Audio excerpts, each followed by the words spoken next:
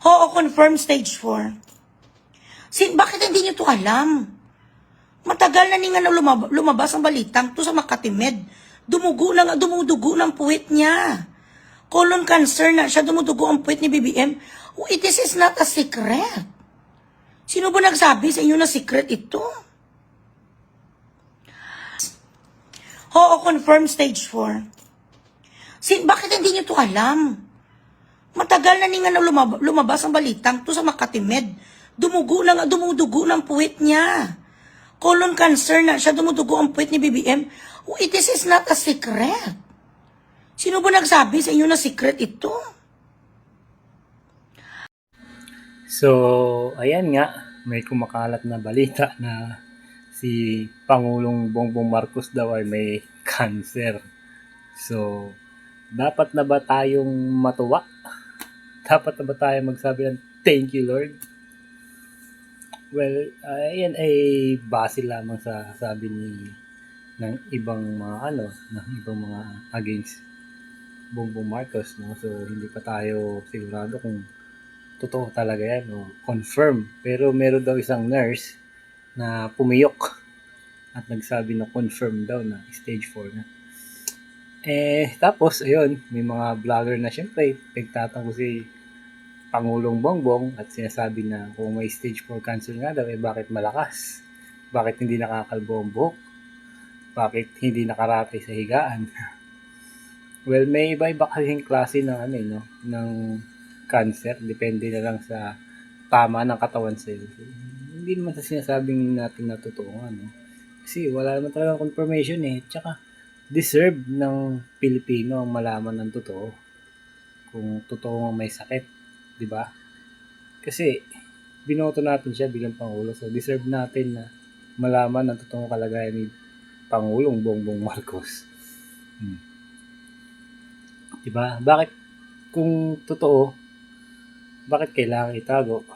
Dahil ayaw ba nilang maupo si Sara? Or kung hindi naman totoo, bakit hindi nakasuhan yung mga taong nagpapakalat ng chismis na yan? Diba? Kasi sa kabilang banda magtataka rin, diba? Yung vlog ni BBM dun sa kanyang sa kanyang social media account, diba? Throwback vlogs yun ng Easter Sunday. Siguro mga 2 years or 4 years ago na yung throwback na yun. Kasi tingnan mo yung tsura ni Pangulong Bongbong Marcos doon, ang lakas-lakas, ang laki ng katawan, di ba? Unlike ngayon na ang payat, di ba? Parang nag-matured kasi yung mukha ni Bongbong Marcos ngayon kumpara dun sa Easter Sunday na vlog nila. Ewan ko siguro. Pero alam niyo sa totoo lang, deserve talaga ng bawat Pilipinong malaman ang totoo. Di ba? Tama, di ba? Deserve nating malaman ang totoo. Huwag niyong tago. Kasi ganito yan. Di ba? Kung may sakit si Pangulong Bongbong Marcos, bakit walang mga doktor na nagko-confirm na may sakit na siya? O kung wala namang siyang sakit, bakit itong si Auntie Claire, bakit hindi niya kasuhan agad itong mga taong nagpapakalat ng fake news about kay Bongbong Marcos, di ba? Ito nga si Atty. Guanzo, no? Sabi niya pa, may pa St. Peter pa siya sa mga post niya, di ba? Nangangamoy St. Peter daw, sabi ni Atty. Guanzo, no? Bakit hindi kasuhan agad ni Auntie Claire kung fake news nga yun?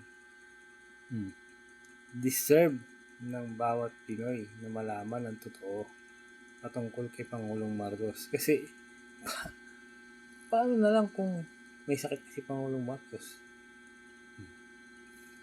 Di ba dapat si Inday Sara ang upo? Kasi kung wala namang kakayahan si Pangulong Marcos na mag-lead, edi si Inday Sara.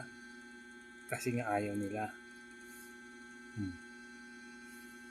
Kung talagang walang sakit si Pangulong Marcos, kasuhan niya lahat ng nagpapakalat ng fake news. Kasi kami mga karaniwang mamamayan na Pinoy, nangangailangan kami ng Pangulong kaya kaming i-guide sa tamang landas. Di ba? Patungo sa mabuting Pilipinas. Di ba?